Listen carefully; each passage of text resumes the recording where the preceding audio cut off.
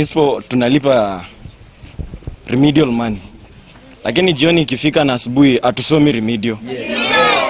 Alafu tena principal ameandika secretary wake na kuna secretary kwa shule. Sasa fees yetu anatumia kulipa secretary wake. Sisi tumesema kama wanafunzi kama ataenda atusomi. Joan Silali.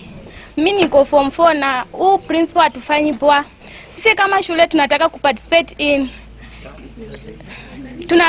tunatakana tuparticipate kwa kupishana na shule zingine kufanya mitihani. Sasa kama last week ilikuwa tuende tufanye physics contest, lakini anatoa atiana pesa ya kuparticipate in education activities. Ni vitu nyingi tunapitia. Kwanza wakati form 4 anafanya mtihani, principal anawaambia wabebe lunch na yeye haiwezekani. Alafu wazazi wakileta pesa chini ya 1,000 anasema hizo pesa hakuna kitu itafanya, na wakisema arudishiwe anasema arudishiwi.